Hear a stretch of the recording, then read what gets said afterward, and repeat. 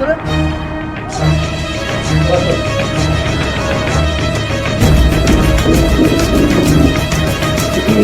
মালিক বলেন কি খাবেন?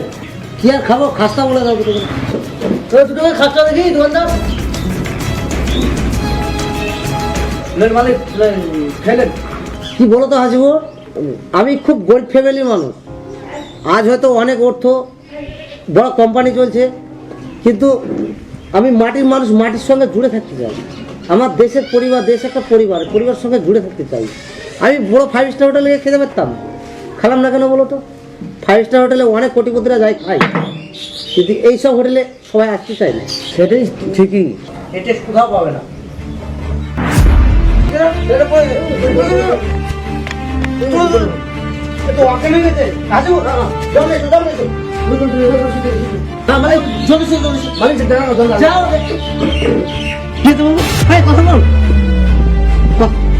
আপনার ম্যানেজার আপনাকে ফোন করতে চাইছে। কি কি কথা বলছো? তোর মাথা ঠিক আছে তো? আমি সত্য কথা বলছি। বুতল ভাই, একটা অর্ডার আছে। অর্ডার লওয়াই আমার কাজ।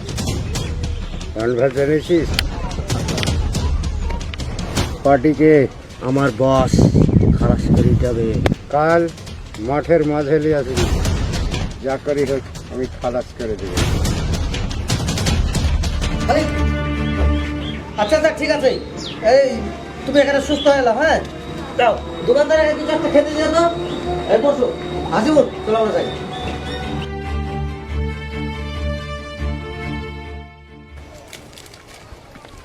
হাসিবু, কি ব্যাপার তুমি মাঠে নিয়ে আসলে আমাকে? হ্যাঁ মালিক, আমি একটা জমি লিখে জমিটা দেখার জন্য নিয়ে এসেছি। আচ্ছা তো ঠিক আছে, চলো দেখো।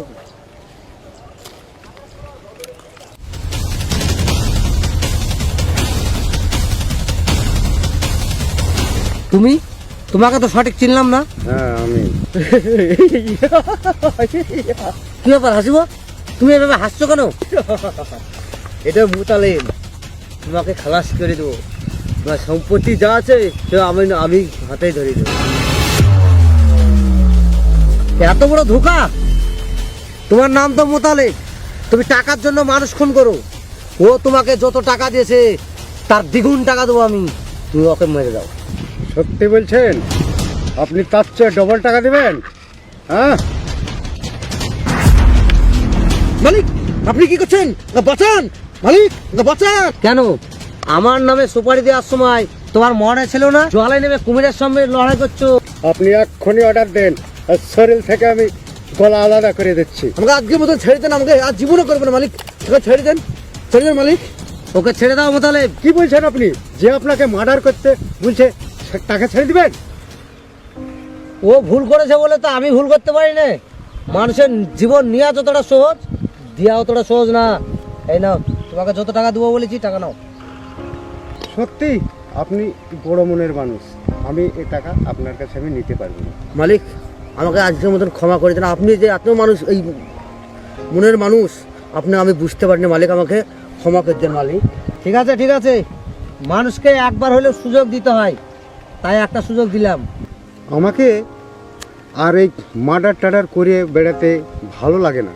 আপনি যদি একটু কাজ দিতেন তো আমি আর সৎ পথে ইনকাম করে আমি করে খেতাম। বাহ, তোমার কথাটা শুনে আমাকে খুব ভালো লাগলো।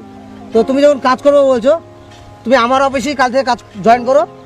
সেখানে তোমার যা ইনকাম হবে ভালোই হবে। আর এই যে সৎ পথে রোজগার করবা, এর থেকে আর খুশির খবর হয় না। আর হাসিবুর, তোমার এটা লাস্ট চান্স। চলো। ও হ্যাঁ, তোমরা চলো অফিসে, আমার একটা কাজ বাকি আছে, আমি সেটা সেরে আসছি।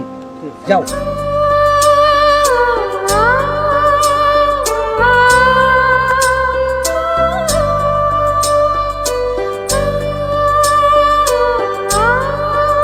বলো কি খাবে? আমি কিছু খাবো না। না না, তাই বলে কি হয় নাকি?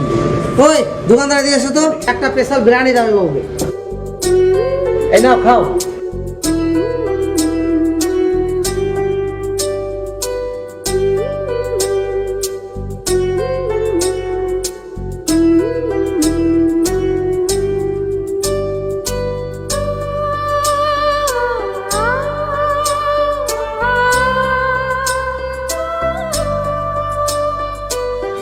তো আমরা গরিব দেখে ঘৃণা করি, কিন্তু অ্যাকচুয়ালি মানুষের হায়াত মত তো ওপরওয়ালা, তাছাড়া কেউ বলতে পারবে না। কিন্তু কার হেল্লায় কে বেঁচে যায় কার জীবন সেটা বলা যায় না। একটা গরিব হলেও আর যতই টাকা পয়সা থাক, কিন্তু একটা গরিবই আমার জীবন বাঁচিয়েছে। তো যাই হোক, ছেলেটা খেতে দিয়েছি।